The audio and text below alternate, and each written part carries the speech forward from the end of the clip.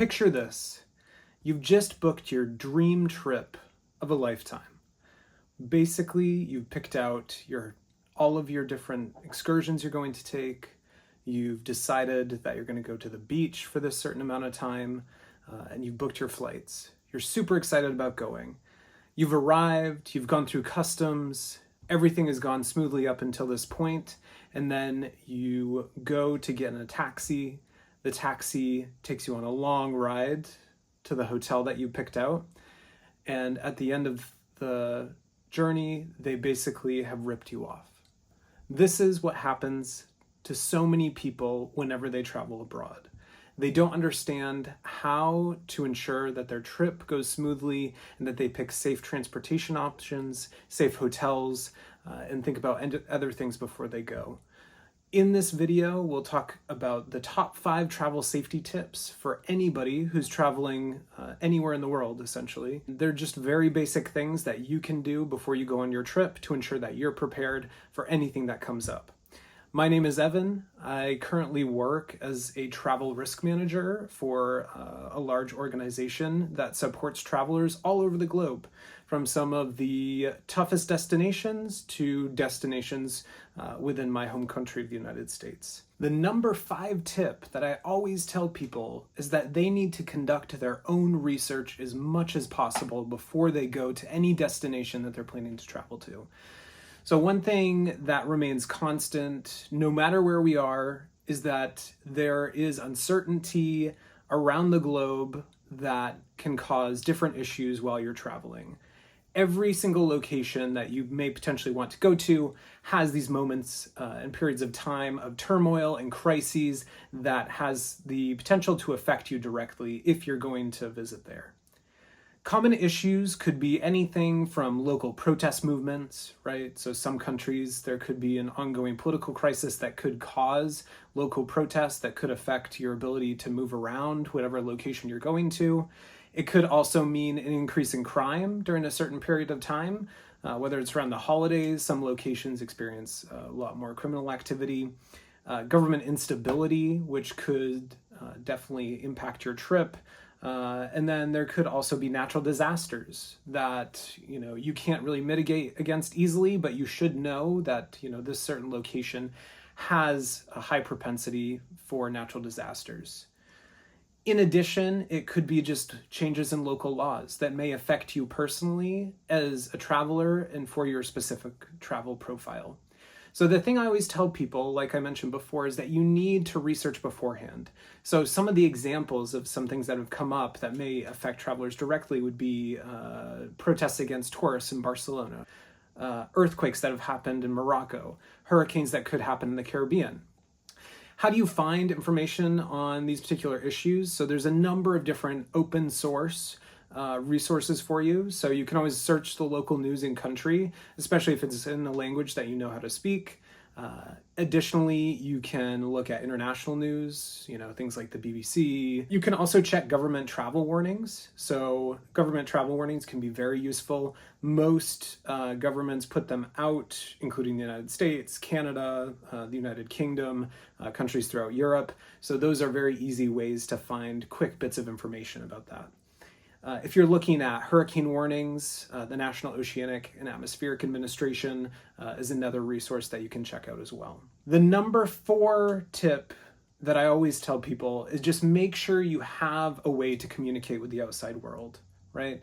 So when I mean communicate with the outside world, I mean that you have proper phone signal when you go to a particular location, and you don't have to sort of fight to get a Wi-Fi signal at any point. So just keep in mind that, mobile phone carriers oftentimes will offer some kind of international plan. It could cost you on a daily basis or for the time period that you're there. There are other sources too. So Google Fi is a great one. A lot of people use that for international travel.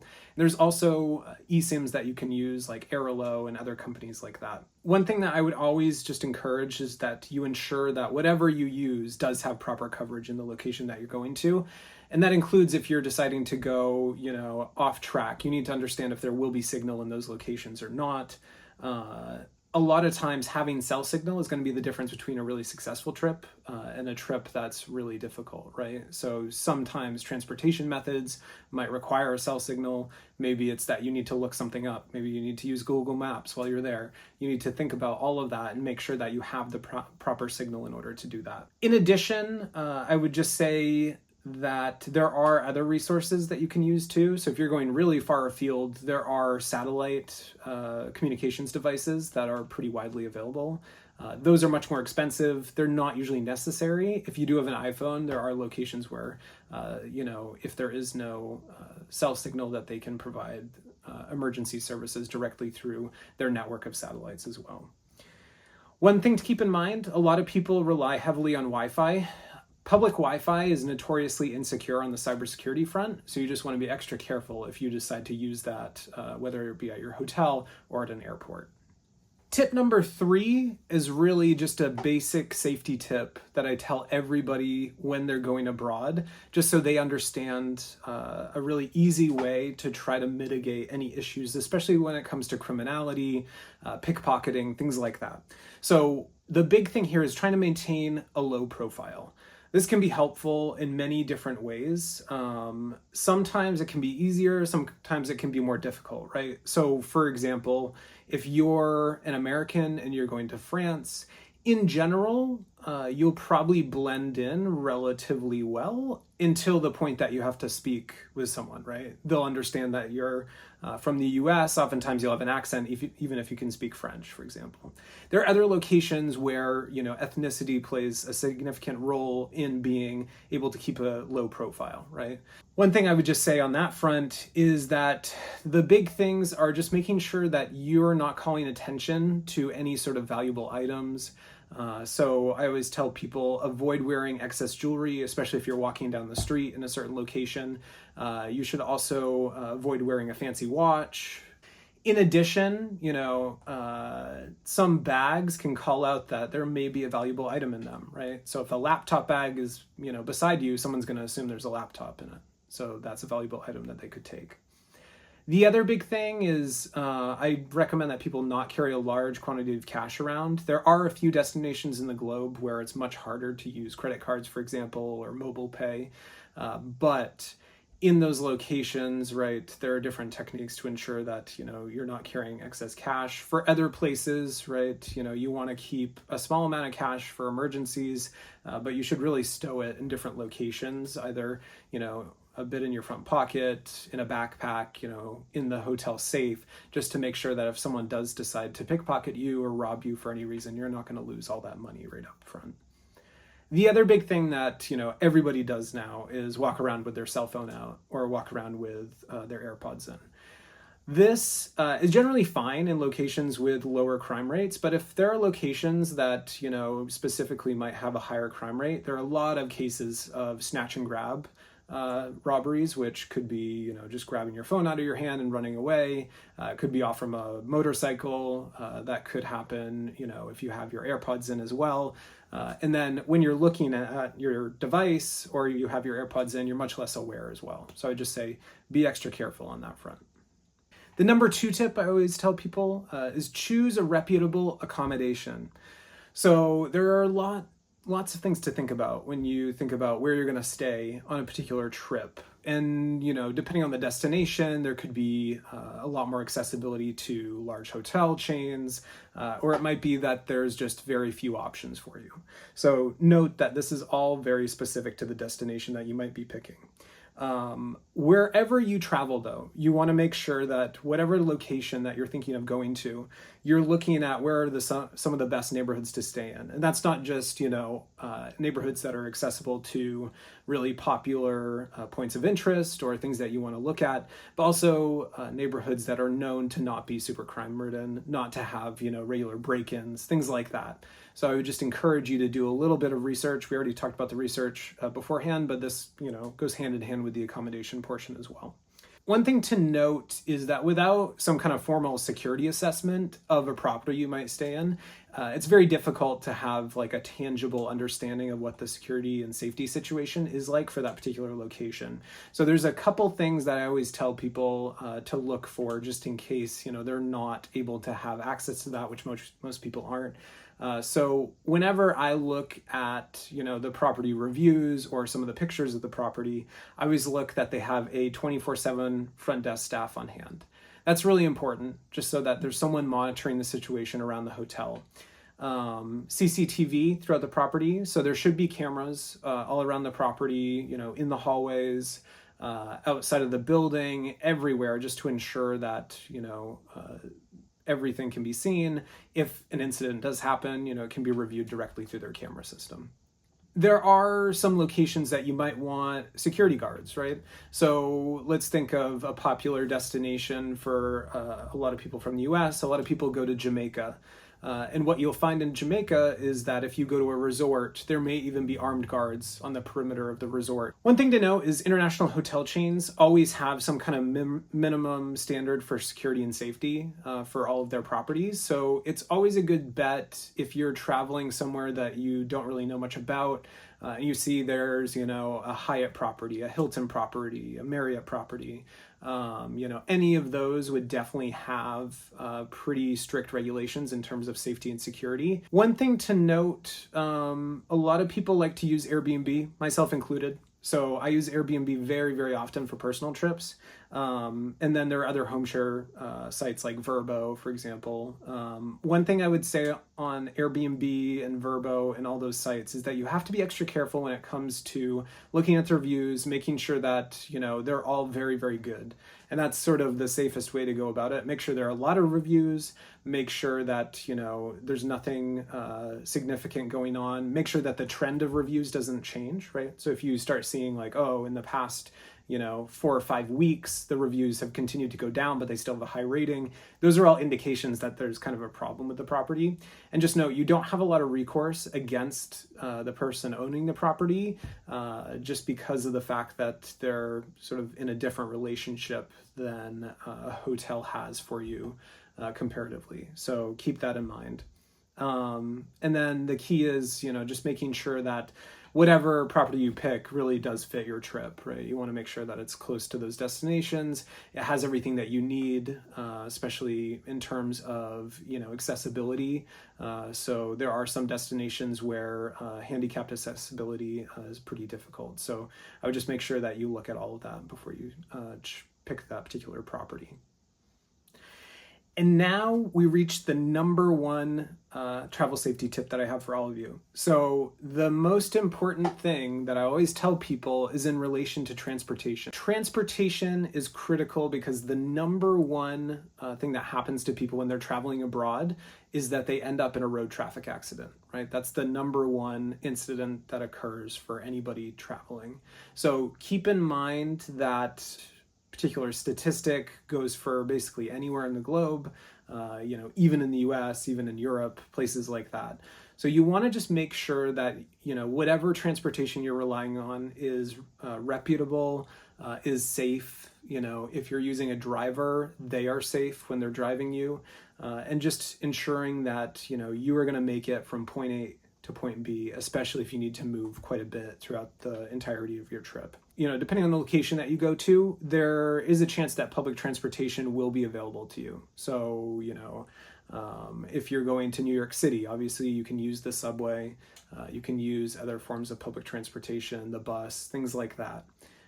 There are other locations where it may not be advisable to use what could be considered public transportation. So there's a lot of locations that I would say you want to be careful about using minibuses and motorbike taxis just because they're unregulated forms of transportation. You don't know how that driver is going to be driving, and you don't also know the quality of the vehicle that they're using either, right? Because the standards just might not be the same. I always tell people the best recommended transportation methods would be, whatever the hotel shuttle might be from the airport to your hotel if you're staying there. You also should definitely think about things like using taxis. If you want to book a taxi in a location that you don't know much about, I would always advise you book it directly through the hotel itself, because they're going to provide you a reputable taxi service that's unlikely to rip you off, unlikely to have unsafe transportation, and unlikely that the drivers will, be untrained. Rideshares and Ubers, same kind of thing that we just spoke about with the Airbnb and Vrbo situation. They are a little more difficult, no matter where you are, right? Even if it's the US, even if it's, the UK. If you take Uber, you have less recourse against the driver just because they're essentially a subcontractor of Uber or Lyft or whatever rideshare service you might use. There are locations where it is advisable to use Uber, but other locations where it's not. There are some locations where Uber and Lyft and other rideshares are actually illegal. So if you're in one of those destinations and you decide to take Uber, there could be, a negative connotation towards that. In addition, if you are close to a taxi stand and you order an Uber, there are some tensions between taxi drivers and Uber drivers. So there are locations across the globe where you want to be careful about ordering an Uber right up next to a taxi stand. So keep that in mind when you're actually getting an Uber or a Lyft. The basic things on that, just make sure the vehicle looks like it's in good working order. Make sure the driver says who they are and ensure it matches what it says on the app.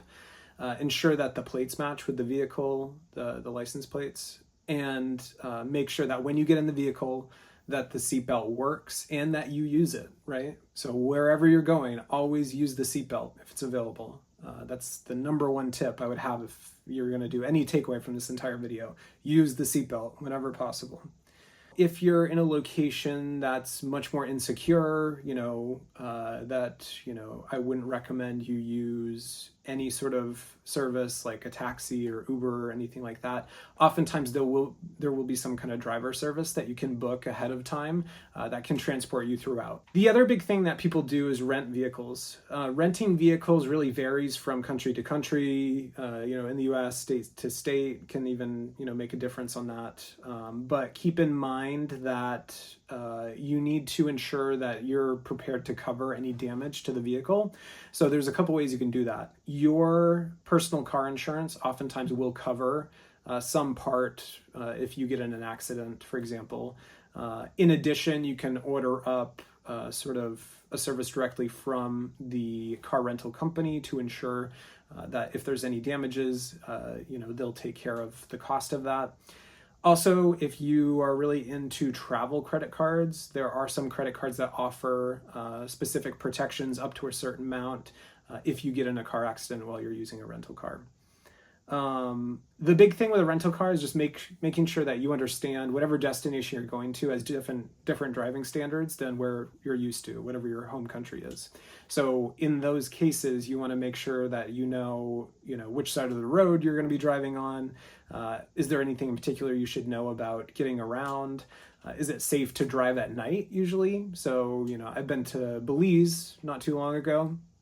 And even though there's not, a specific risk of crime or banditry or anything like that at night, there are a lot of very significant speed bumps throughout the country that if you can't see them and a lot of the roads aren't, properly lit, it would be very difficult to get around at night without, hitting one of those speed bumps really hard. There's a lot of different factors that go into, driving in a certain country. It's something that you can certainly do, but you just want to make sure that, your license complies with local laws and that, whatever rental car you choose is adequate for the situation that you're getting into.